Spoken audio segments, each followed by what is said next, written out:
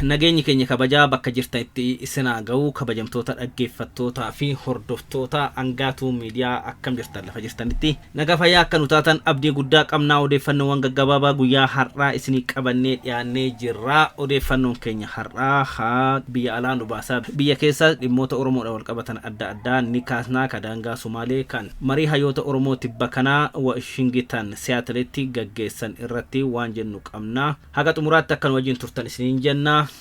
Gamanumaan gara odeeffannoo ammaaf isinii qabanneetitti dabarraa. Hooggantoonni siyaasaa akkasumas paartilee Oromoo adda addaarraa walitti babahan ji'a adoolessaa kana keessa bakka tokkotti dhimma Oromoo irratti marii gaggeessanii turanii karaa miidiyaa hawaasaa jechuudha. Amma immoo kallattiidhaan wal arganii guyyaa kaleechaa Seattle magaalaa Washington keessatti marii bal'aa gaggeessaniiti ibsa ejjennoo isaanii baasanii jiru. Hayyoonni fi bakka bu'oonni paartilee Oromoo guyyaa kaleechaa adoolessa 31 magaalaa Seattle Washington DC keessatti qaaman wal arganii marii bal'aa adeemsisuun murtiiwwan garaagaraa dabarsanii jiru. Marii kanaan koree qindeessituu tokko hundeessuudhaan murtoo Seattle jedhamee waamamu dabarsanii jiru. Tokkummaan hayyoota keenyaa karaa qilleensarraan ture amma lafatti gadi bu'ee garaagarummaa ilaalchaa qaban waliif dabarsanii saba isaaniitiif jecha harka wal qabatanii qabsoo saba kanaa tarkaanfachiisaa jiru.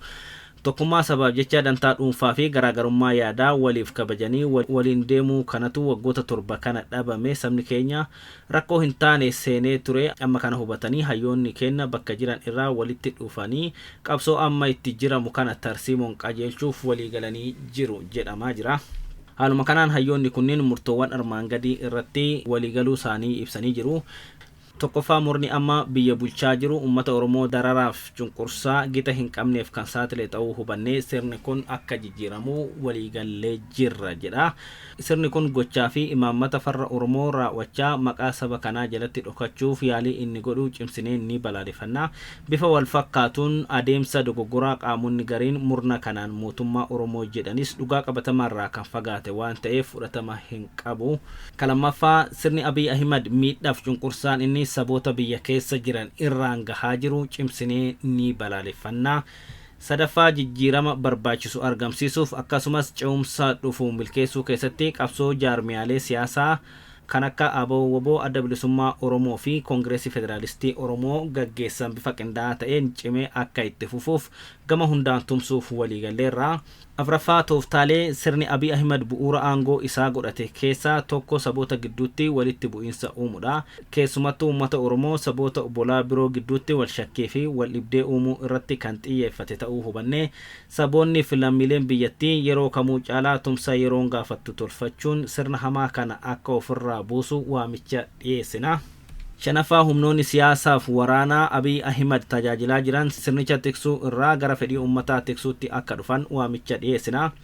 Jaaffaa mariin Oromoo gidduutti eegale akka itti fufuuf akkasumas mariin hayyootaaf saboota biyyattii biroo waliin akka taasifamu waliigalleerra. Torbaffaa sirni Abiy Ahimad umurii aangoo isaa dheereffachuuf uummattoota gidduutti waldhabdee uumuun buqqaatii fidaa akka turee fi ammas akka itti jiru hubannee uummattoonni akka tooftaa kanarratti dammaqanii tokkummaaf obbolummaa isaan gidduu jiru akka tikfatan waamicha dhiyeessina. Saddeettaffaa sirni Abiy Ahimad badiiwwan armaan olitti tarreeffaman uummata Oromoo dabalatee sabootaaf lammiilee biyyattii hundarratti raawwachaa akka inni jiru hubachuun biyyoonni ollaa Itoophiyaa hawaasni dhaabbileen idil addunyaa jijjiiramaa fi ce'umsa dhufaa jiru milkeessuuf dhiibbaa barbaachisu akka taasisan yaamicha dhiyeessina. Dhumarratti qophiif karoora jiru milkeessuuf marii eegalame kana galmaan gahuuf koree qindeessituu tokko hundeeffannee jirra jedha. Ibsi akka waliigalaatti gamtaan kun guyyaa kaleessaa baase jechuudha. Kanatti aansuudhaan ammoo dhaabbanni Fannoo Diimaa Addunyaa guyyaa kaleechaa baase tokko immoo walitti bu'iinsa naannoo Oromiyaa keessaa lammiileen nagaa rakkoo hamaaf saaxilamuu beeksisee jira. Hawaan ulfaa hedduun qorichaa fi wallaansa dhabuun du'aa jira jedha ICRC'n. Koreen kun ibsa kamisa kaleessaa adoolessa 31 bara 2025 baaseen lolli humnoota mootummaa fi waraana bilisummaa Oromoo gidduutti naannoo Oromiyaa keessatti adeemsifamaa jiru lubbuu namoota nagaa irratti dhiibbaa guddaa geessisaa jiraachuu ibseera. Koreen Fannoo Diimaa idil addunyaa walitti bu'iinsi naannoo Oromiyaa keessatti adeemsifamaa jiru jiraattonni tajaajila fayyaa fi bu'uuraa biroo argachuuf naannicha keessa akka hin sochoone danqaa guddaa itti uumuu ibseera. Waldhabdeen naannoo Oromiyaa keessatti mul'atu hawaasa hedduu irratti keessumaa naannoo magaalarraa fagoo kanneen jirurraan miidhaa guddaa geessisaa jira jedha. Oromiyaan xiyyeeffannoo hin kennineef garuu immoo walitti bu'iinsa kanaan namoonni nagaan dararamuu itti fufaniiru, namoonni hedduun ajjeefamaniiru, gargaarsi alaa isaan dhaqqabus murtaa'aadha jedha ibsi ICRC baase kun. Akka dhaabbatichi jedhutti naannichatti haalli jiru ammallee hamaa ta'ee itti fufuudha. Walitti bu'insichi bu'uuraalee misoomaa mancaaseera, mana barumsaa, dhaabbilee fayyaa, burqaa bishaanii fi kaanis dabalatee hawaasni qaamolee wal waraanaa jiran lamaan kana gidduutti danqamee rakkoo namoomaa hedduuf saaxilameera jedha dhaabbanni kuni. Rakkoo nageenyatiin Oromiyaa keessatti dhiibbaan gahaa jiran, miidhaan gahaa jiru, miidhaan namoomaa qabeenya irra gahaa jiru, buqqaatiin adda addaa Oromiyaa keessatti taasifamaa jiru akka malee hammaataa ture.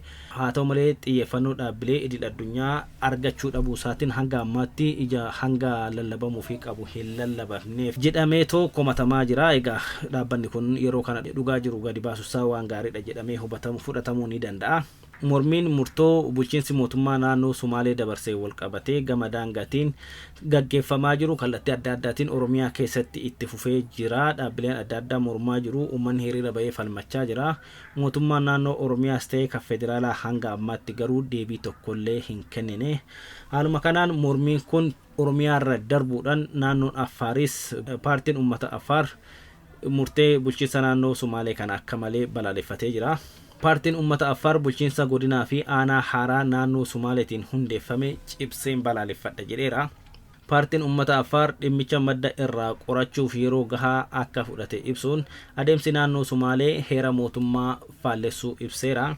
Caaseffamni haaraan naannoo Sumaalee daangaa naannoo Affaar kan sarbee fi lafa naannoo Affaar kan fudhate akka ta'es ibsee jira.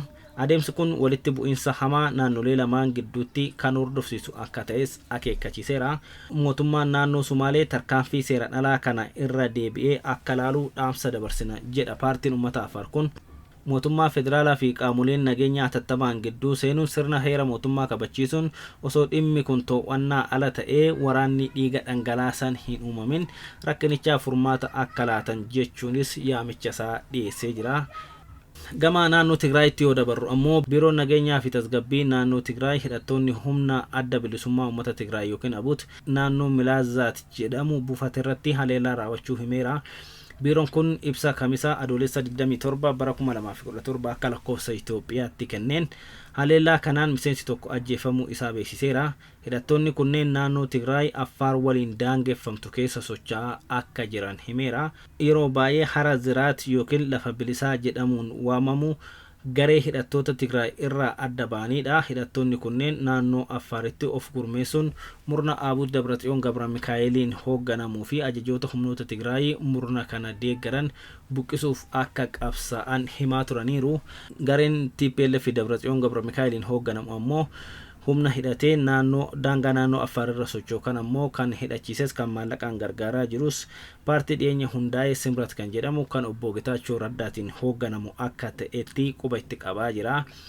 Obbo Getaachoo Raddaa ammoo ibsa karaa miidiyaa isaaniitiin kennaniin deebii yoo laatan Simrat qabeenyaa fi meeshaa waraanaa hidhannoo hidhachiisuu yookiin qaama hidhachiisuu hin qabu jechuudhaan laatee jira. Ammas rakkina naannoo Tigraay keessa jiruu fi mataa guddaan garee TPLF Dabratsiyoon Gabra Mikaa'eliin hoogganamu akka ta'etti obbo Getaachoo Raddaa akeekanii jiru. Egaa muddamsi naannoo Tigraay keessa jirus akka malee hammaatee jira. Naannoo Tigraay fi bulchiinsa mootummaa federaalaa jidduutti akkasumas garee TPLF Dabratsiyoon Gabra Mikaa'eliin hoogganamuu fi garee irraa citeetoo naannoo daangaa Affaar irra socho'u kana jidduutti dubbiin akkuma jabaatetti jira. Waliigalteen Dabratsiyoon fa'aa fi Getaachoo Raddaa fa'aa jidduutti bu'ees hin jiru. Sunis akkuma wal gaarreeffametti jira. Gama kaabatiin rakkoon hamaan akkas deemaa jiru. Yeroo baay'ee hayyoonni hedduun irra deddeebi'uudhaan yaada isaanii kennaa jiru. Xiinxala adda addaa godhamaa jira. Qaamolee idil addunyaatiinis ta'ee karaa biyya keessatiin gama manguddoolee dabalatee muddamni gama sanaan jiru akka tasgabbii uumuuf sochiin garaagaraa taasifamaa jira. Haa ta'u haga ammaatitti bu'aan bu'e tokkollee hin jiru kabajamtoota dhaggeeffattoota keenya. Mee har'ammoo gama oduu biyya alaa tokkootti isinii dabaluudhaan sagantaa keenya irraa xumuruuf yaalla. Ameerikaan qondaaltota Filisxeem fiizaa dhoorkuuf jedhamaa jira. Ameerikaan qondaaltota bulchiinsa Filisxeemii fi qaama waltajjii addunyaa irratti bulchiinsa kana bakka bu'an irratti qoqqobbii akka keessu himtee jirti. Qoqqobbiin kun bulchiinsa Filisxeem waliigaltee Osloon hundaa'ee fi dhaabbata bilisummaa Filisxeem PLO dhaaba uummata Filisxeem bakka bu'uu fi biyyummaa Israa'eliif beekamtii kennu akkasumas hokkora balaaleffatu irratti kaa'amee jira. Ministeerri dhimma alaa Ameerikaa Maarko Roobiyoo dhaabbata lameen kanaaf fiizaa akka dhoorku beeksiseera. Yeroo fi jechi ibsi kun fayyadame Tiraamp Faransaayii fi Saa'udiin kora UN irratti fuulduratti furmaata biyyoota lamaa deeggaruuf walga'uu isaaniif deebii kennuu agarsiisa jedhameera.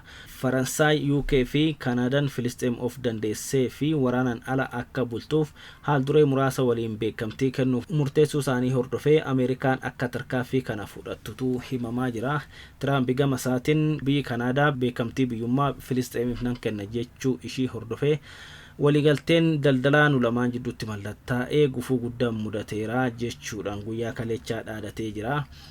Egaa kabajamtoota dhaggeeffattoota keenya oduun Oromiyaa irraa, Tigraay irraa akkasumas gara Afaarii fi gama Ameerikaatiin isinii dhiyeessine kana fakkaata. Turtii gaarii isiniin jenna.